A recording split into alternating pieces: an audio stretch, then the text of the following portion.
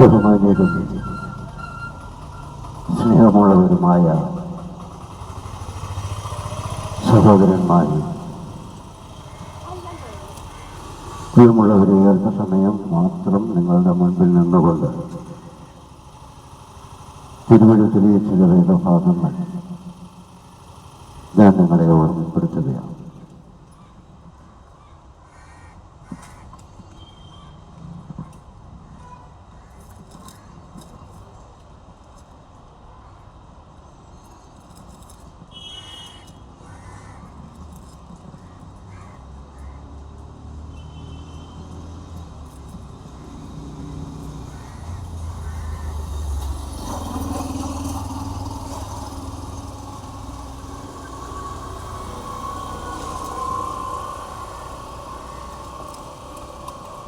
ഇവിടെ മത്തായിയുടെ സുവിശേഷം 28-ാം അധ്യായം അതിൻ്റെ 18, 19, 20 വാക്യങ്ങളിൽ യേശു ശിഷ്യന്മാരോട് പ്രകാരം പറയുവാനിടയായിട്ട് ഇവിടെ യേശു ശിഷ്യന്മാരെ അടുക്കൽ വിളിച്ചിരുത്തി പറഞ്ഞത്, നിങ്ങൾ പുറപ്പെട്ട് പിതാവിൻ്റെയും പുത്രൻ്റെയും പരിശുദ്ധാത്മാവിൻ്റെയും നാമത്തിൽ സ്നാനം കഴിപ്പിച്ചും ഞാൻ നിങ്ങളോട് കൽപ്പിച്ചതൊക്കെയും പ്രമാണിപ്പാൻ തക്കവണ്ണം ഉപദേശിച്ചും കൊണ്ട് സകല ജാതികളെയും ശിഷ്യരാക്കിക്കൊള്ളുവിൻ. ഞാനോ ലോകാവസാനത്തോളം എല്ലാ നാളും നിങ്ങളോട് കൂടെ ഉണ്ട് എന്ന് അരുളിച്ചു. അപ്പോൾ ശിഷ്യന്മാരോടാണ് യേശു പ്രകാരം പറയുവാൻ ഇടയായിട്ടുള്ളത്. യേശു വിളിച്ചിരിക്കുന്ന സകല മനുഷ്യരും യേശുവിൻ്റെ ശിഷ്യന്മാരാണ്. അല്ലാതെ വിശ്വാസികളെ നിങ്ങളിവിടെ വന്നിരിക്കുക, ഇത് കേൾക്കുക എന്നല്ല പറഞ്ഞത്.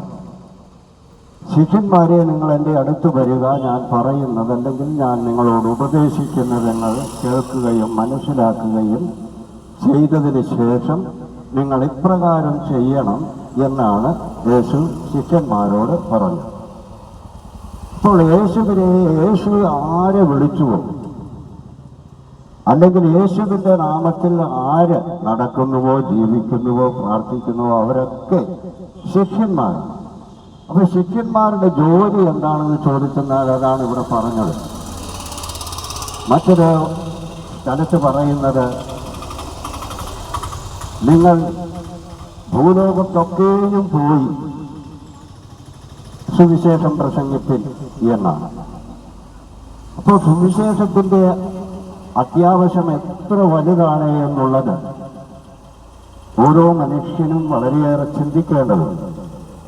അതിനാലാണ് യേശു അപ്രകാരം പറയുവാൻ ഇടയായിട്ടുള്ളത്. അപ്പോൾ യേശു വിളിച്ചിരിക്കുന്ന എല്ലാവരും ശിഷ്യന്മാരും എല്ലാവരും ഈ സത്യവചനം അല്ലെങ്കിൽ ഈ സമാധാനത്തിൻ്റെ സന്ദേശം ലോകത്തോട് വിളിച്ചറിയിക്കേണ്ടതുമാണ്. അതിനുമപ്പുറത്തേക്ക് കിടക്കുമ്പോൾ രക്ഷയുടെ സന്ദേശം, പിന്നെയും നാം കുറച്ചുകൂടി മുൻപോട്ട് പോകുമ്പോൾ നമുക്ക് മനസ്സിലാക്കുവാൻ കഴിയുന്നത് നിത്യജീവന്റെ വചനം. അത് ഈ ലോകത്ത് അത്യന്താപേക്ഷിതമാണ്. അത് ജനത്തിൻ്റെ ഹൃദയങ്ങളിലേക്ക് എത്തിച്ചു കൊടുക്കേണ്ടതാണ്. അവരത് മനസ്സിലാക്കുകയും അവരതിൽ വിശ്വസിക്കുകയും ചെയ്യേണ്ടതാണ് എന്ന് ഇവിടെ ശിഷ്യന്മാരെ യേശു ഓർമ്മപ്പെടുത്തുകയാണ്. അപ്പോൾ സുവിശേഷം അറിയിക്കുവാൻ വേണ്ടിയാണ് യേശു ശിഷ്യന്മാരെ വിളിച്ച് ഇരുത്തിയിരിക്കുന്നത്. അപ്പോൾ യേശു വിളിച്ചിരിക്കുന്നതായ ഓരോ മനുഷ്യനും യേശുവിൻ്റെ ശിഷ്യന്മാരാണ്. എന്നാൽ ഇന്ന് നമ്മൾ ലോകത്തിലേക്ക് നോക്കിയാൽ അനേക ശിഷ്യന്മാരും കടലിൻ്റെ കരയ്ക്കിരിക്കുകയാണ്, മീൻ കയറി വന്നിട്ട് പിടിക്കാം എന്നുള്ളത്. അപ്പോൾ നിങ്ങളെ ഇന്ന് മുതൽ അല്ലെങ്കിൽ ഇനി മുതൽ മീൻ പിടിക്കുന്നവരല്ല മനുഷ്യനെ പിടിക്കുന്നവരാക്കാം എന്ന ഉപമ യേശു അവരോട് പറയുവാനിടയായിട്ടുണ്ട്.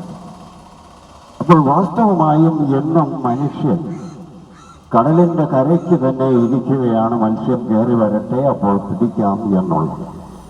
എന്നാൽ ശിഷ്യന്റെ കടമ അതല്ല. ശിഷ്യൻ സമുദ്രത്തിലേക്ക് ഇറങ്ങണം. സമുദ്രമെന്ന് ഇവിടെ പറയുന്നത് മനുഷ്യ മഹാസമുദ്രം തന്നെയാണ്.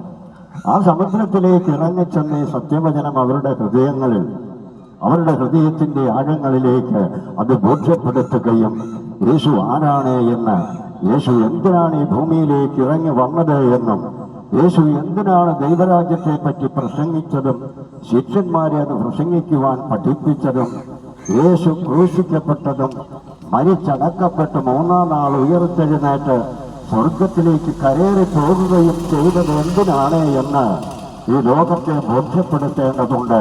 അതിനാണ് യേശു ശിഷ്യന്മാരെ അല്ലെങ്കിൽ ഓരോ മനുഷ്യരെയും വിളിച്ചിരിക്കുന്നത്. അല്ലാതെ അവരൊരു സ്ഥലത്ത് വെറുതെ ഇരിക്കുവാനല്ല.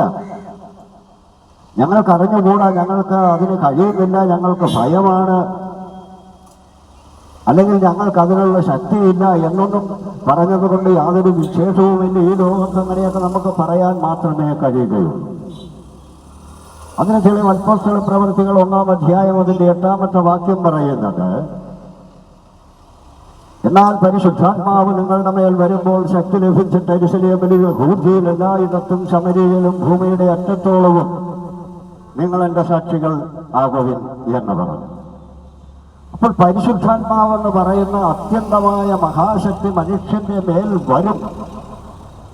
മനുഷ്യനെന്ന് പറയുന്നത് മൺകൂടാരമാണ്. ആ മൺകൂടാരത്തിനകത്തേക്ക് ഈ ദൈവത്തിന്റെ അത്യന്തമായ ശക്തി കടന്നു വരുമ്പോഴാണ് നമുക്ക് ദൈവം ആരാണ് എന്നുള്ളത് തിരിച്ചറിയുവാൻ കഴിയുന്നതും, ദൈവം എന്തിനാണ് ഈ ഭൂമിയിലേക്ക് വന്നതെന്നും എന്തിനാണ് മരിച്ചതെന്നും അടക്കപ്പെട്ട് ഉയർത്തെഴുന്നേറ്റ് സ്വർഗത്തിലേക്ക് കരേറിപ്പോയത് എന്തിനാണ് എന്നും നമുക്ക് ബോധ്യം വരികയും അത് നാം തിരിച്ചറിയുകയും ചെയ്യണമെങ്കിൽ പ്രിയമുള്ളവരെ, പരിശുദ്ധാത്മാവ് നമ്മളുടെ മേൽ വരണം.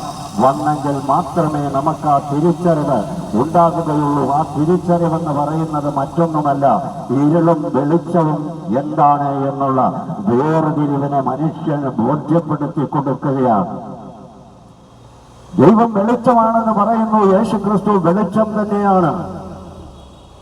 ഇരുൾ മൂടിക്കിടക്കുന്ന ഈ ലോകത്തേക്ക് യേശുക്രിസ്തു എന്ന വെളിച്ചം ഇറങ്ങി വന്നത് ഈ ലോകത്തിന്റെ അന്ധകാരത്തെ നീക്കി, അല്ലെങ്കിൽ ആ അന്ധകാരത്തിൽ കാണാൻ കഴിവില്ലാതെ പല വാതിലുകളിലും മുട്ടി അവിടെയൊക്കെയും വീണ് അവിടെ നിന്നും എഴുന്നേറ്റ് പോകുന്ന ഒരു ജനത്തെയല്ല യേശുവിന് അത്യാവശ്യം. അങ്ങനെ ഒരു ജനത്തേനു വേണ്ടിയല്ല യേശു കാൽവരിയിൽ ക്രൂശിക്കപ്പെട്ടത്. തന്നിൽ വിശ്വസിച്ചുകൊണ്ട് താൻ മരിച്ച് അടക്കപ്പെട്ട് ഉയർത്തെഴുന്നേറ്റ് സ്വർഗത്തിലേക്ക് പോയപ്പോൾ ശിഷ്യന്മാരോട് പറഞ്ഞു, ഞാൻ പോയില്ലെങ്കിൽ കാര്യസ്ഥൻ ഇവിടെ വരികയില്ല. അപ്പോൾ കാര്യസ്ഥൻ വരണമെങ്കിൽ യേശു മരിക്കുകയും അടക്കപ്പെടുകയും ഉയർത്തെഴുന്നേറ്റ് സ്വർഗത്തിലേക്ക് കരയേറി പോകുകയും ചെയ്യണം. അന്ന് ശിഷ്യന്മാരോട് പറഞ്ഞത്, ഈ കാര്യസ്ഥൻ വരുന്നത് വരെയും നിങ്ങൾ യെരൂശലേമിൽ തന്നെ ഇരിക്കണം. കാരണം പ്രസിദ്ധമായ ഒരു സമുദ്രം പോലെയാണ് മനുഷ്യൻ.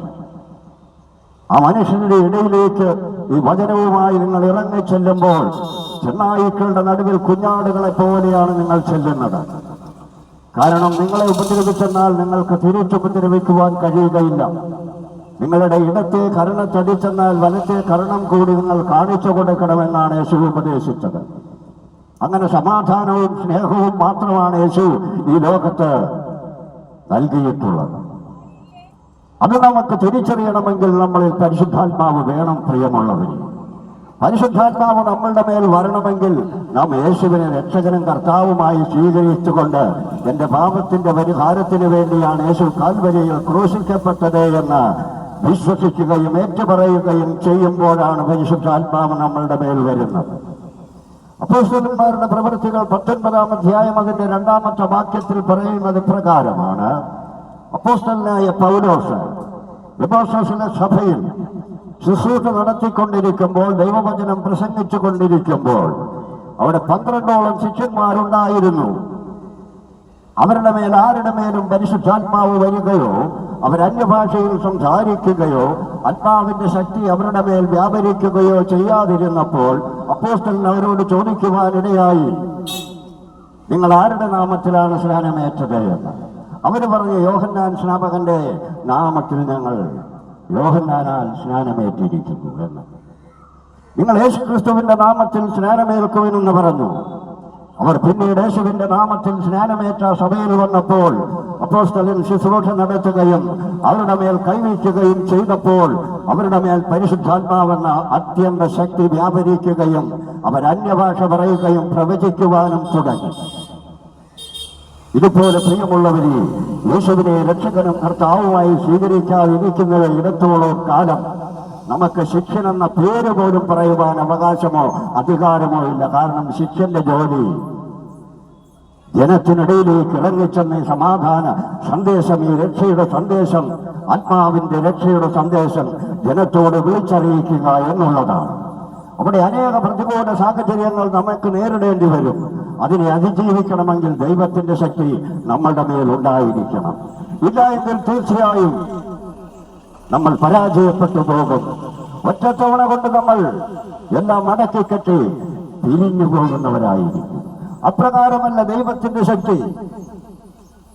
കാരണം അപ്പോസ്തലനായ പൗലോസ് പറയുന്നുണ്ട്, ചങ്ങലയോ തടവോ അതുപോലെ തന്നെ ഏതെല്ലാം രീതിയിലുള്ള മർദ്ദനങ്ങളോ എന്ത് വന്നാലും എനിക്ക് ഭയമില്ല. കാരണം ഞാൻ ജീവിക്കുന്നതെങ്കിൽ അത് യേശുക്രിസ്തുവിന് വേണ്ടിയും മരിക്കുന്നതോ എനിക്ക് ലാഭവുമാണ്.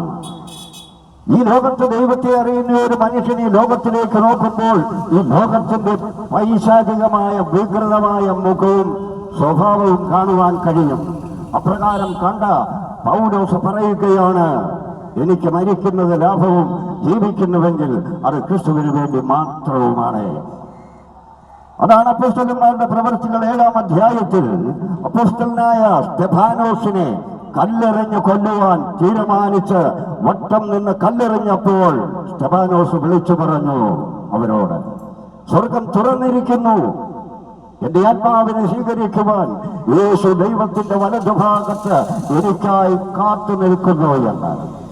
അത് കേട്ടപ്പോൾ കല്ലെറിഞ്ഞവർക്ക് ദേഷ്യം അധികം വർദ്ധിച്ചിട്ട് അവർ വളരെ ശക്തമായി തന്നെ അപ്പോസ്തലനെ എറിയുവാൻ തുടങ്ങി.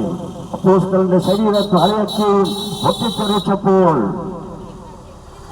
എറിഞ്ഞവർക്ക് വളരെ സന്തോഷമുണ്ടായി. എന്നാൽ അപ്പോസ്തലൻ പറഞ്ഞത്, കർത്താവേ, ഈ പ്രവൃത്തി ഇവരെ നിർത്തരുതേ എന്നാണ്. കാരണം യേശുവിന്റെ പരിശുദ്ധാത്മാവിന്റെ ശക്തിയുള്ള ഒരു മനുഷ്യനെ ലോകത്തെ ജയിക്കുവാൻ ഒരു പ്രയാസവുമില്ല. യേശുവിന്റെ പരിശുദ്ധാത്മാവിന്റെ ശക്തി നമ്മളുടെ മേലില്ലെങ്കിൽ നാം ഈ ലോകത്തിന് അടിമകൾ തന്നെയാണ്. കാരണം ദൈവരാജ്യത്തിൽ പ്രവേശിക്കാതിരിക്കുവാനുള്ള സകല സ്വഭാവവും നമ്മളുടെ മേലുണ്ട്. നമ്മൾ അപ്രകാരം തന്നെ ജീവിക്കുന്നവരുമായിരിക്കും. ആയതിനാൽ പ്രിയമുള്ളവരെ, അല്പസമയം മാത്രമേ ഇനി നമുക്ക് നമ്മുടെ മുൻപിലുള്ളൂ. കാരണം എന്തേ എന്ന് ചോദിച്ചെന്നാൽ ബൈബിൾ പറയുന്നത് ഇപ്പോൾ രാത്രി 12 മണിയായി. ഇനി അടുത്ത ദിവസമാണ്, നാളത്തെ ദിവസം നിനക്കുള്ളതാണ് എന്ന് നിനക്ക് ഉറപ്പിച്ചു പറയുവാൻ കഴിയുമോ? അങ്ങനെ ആർക്കും പറയുവാൻ കഴിയുകയില്ല. കാരണം നാളത്തെ ദിവസം അത് ദൈവത്തിന്റെ കയ്യിലാണ് ഇരിക്കുന്നത്. അപ്രകാരം ക്ഷണികനായ മനുഷ്യന് നിത്യതയിൽ ദൈവത്തോടു കൂടെ വസിക്കുവാൻ വേണ്ടി ഈ ഭൂമിയിലായിരിക്കുമ്പോൾ നാം അനുഭവിക്കുന്ന കഷ്ടതകളും പ്രയാസങ്ങളും രോഗങ്ങളും ദുഃഖങ്ങളും ഒന്നുമില്ലാത്ത ഒരു രാജ്യം കർത്താവായ യേശുക്രിസ്തു നമുക്ക് വേണ്ടി ഒരുക്കിയിട്ടുണ്ട്. ആ ലോകത്തിന് അവസാനമില്ല, അതിനന്ത്യമില്ല. അവിടെയും സകല മനുഷ്യരും, അപ്പനും മക്കളും ഭാര്യയും എല്ലാവരും പരസ്പരം തിരിച്ചറിയുകയും കാണുകയും ചെയ്യുന്ന ഒരു സ്ഥലം തന്നെയാണ് ദൈവരാജ്യമല്ലെങ്കിൽ യേശു കർത്താവ് ഇരിക്കുന്ന ആ സ്ഥലം, നമുക്കായി ഒരുക്കിയിരിക്കുന്ന ആ സ്ഥലം. കാരണം മഗ്ദലനക്കാരത്തി മറിയം യേശു മരിച്ച് ഉയർത്തെഴുന്നേറ്റ് വന്നപ്പോൾ ആ യേശുവുമായി സംസാരിക്കുവാൻ ഇടയായെങ്കിൽ തീർച്ചയായും പ്രിയമുള്ളവരെ, യേശു ക്രിസ്തുവിൽ വിശ്വസിച്ച് ആര് മരിക്കുന്നുവോ അവരും കാഹളം ധ്വനിക്കുമ്പോൾ ഉയർത്തെഴുന്നേറ്റ് വാനമേഘങ്ങളിൽ യേശുവിനോട് ചേരും. അന്ന് നമ്മുടെ സ്വന്തവും ബന്ധവും സകലതും അവിടെ കാണും. മറിയം യേശുവിനെ കണ്ടെങ്കിൽ നാമും യേശുവിനെയും കാണും, നമുക്കുള്ളവരെയും കാണും എന്നുള്ളത് യഥാർത്ഥ്യം തന്നെയാണ്. അങ്ങനെ ഒരു കാഴ്ച നമുക്കുണ്ടാകണമെങ്കിൽ ഈ ക്ഷണികമായ ഈ അല്പസമയം നമുക്കിവിടെയുണ്ട്. ആ സമയത്ത് നമ്മുടെ പാപത്തിന്റെ പരിഹാരത്തിന് വേണ്ടി, നമ്മുടെ നിത്യതയിൽ ദൈവത്തോടു കൂടെ വസിക്കുവാൻ വേണ്ടി കർത്താവായ യേശു ഈ ഭൂമിയിലേക്ക് ഇറങ്ങി വരികയും 2 കള്ളന്മാരുടെ മധ്യത്തിൽ ക്രൂശിക്കപ്പെടുകയും മരിച്ചടക്കപ്പെട്ട് 3-ാം നാൾ ഉയർത്തെഴുന്നേറ്റ് സ്വർഗത്തിലേക്ക് കരേറിപ്പോകുമ്പോൾ ഞാൻ വീണ്ടും വരും എന്ന ദൂതന്മാർ വിളിച്ചു പറയുകയും ചെയ്തിരിക്കുന്നു. ഈ വീണ്ടും വരുന്നത് ഇവിടെ പാപമോചനം നടത്തുവാനല്ല, തന്നിൽ വിശ്വസിച്ച് മരിച്ചവരെയും തന്നിൽ വിശ്വസിച്ച് ജീവിച്ചിരിക്കുന്നവരെയും ചേർത്ത് കൊണ്ടുപോകുവാനാണ് യേശു വരുന്നത്. പ്രിയമുള്ളവരെ, നമ്മൾ അനേക വിഷയങ്ങളിൽ ഭാരപ്പെടുന്നവരാണ്, പ്രയാസം അനുഭവിക്കുന്നവരാണ്. നാം തിരിഞ്ഞു നോക്കുമ്പോൾ നമ്മെ സഹായിക്കുവാൻ ഒരു മനുഷ്യരുമില്ലെങ്കിലും യേശുവിൽ വിശ്വസിച്ചുകൊണ്ട് കർത്താവേ, നിനക്കെന്നെ ഈ വലിയ ആപത്തിൽ നിന്ന്, ഈ പ്രതികൂലത്തിൽ നിന്ന് രക്ഷിക്കുവാൻ കഴിയും എന്ന് ആരുറക്കെ വിശ്വസിക്കുന്നുവോ, അവരുടെ ഹൃദയത്തിൽ യേശു വസിക്കുന്നുവോ, തീർച്ചയായും അവർക്ക് ആ പ്രശ്നം, ആ പ്രതികൂലം വളരെ എളുപ്പം തരണം ചെയ്യുവാൻ കഴിയും. കാരണം അഖിലാണ്ടത്തിന്റെ ഉടമസ്ഥനാണ് നിന്റെ ഹൃദയത്തിൽ നിന്നോടുകൂടെ വസിക്കുന്നത്. ആയതിനാൽ പ്രിയമുള്ളവരെ, അല്പസമയം മാത്രം നിങ്ങളുടെ മുൻപിൽ നിന്നുകൊണ്ട് തിരുവചനം വിളിച്ചു പറയുവാൻ സർവശക്തനായ ദൈവം എനിക്ക് കൃപ തന്നു. നിങ്ങളെ എല്ലാവരെയും ദൈവമായ കർത്താവ് ധാരാളമായി അനുഗ്രഹിക്കട്ടെ. നിങ്ങളുടെ ഹൃദയത്തിലും നിങ്ങളുടെ ഭവനങ്ങളിലും ദൈവത്തിന്റെ സമാധാനവും സ്നേഹവും എന്നും എപ്പോഴും വസിക്കട്ടെ എന്ന പ്രാർത്ഥനയോടെ ഞാൻ എൻ്റെ വാക്കുകൾ ഇപ്പോഴിവിടെ അവസാനിപ്പിക്കുന്നു.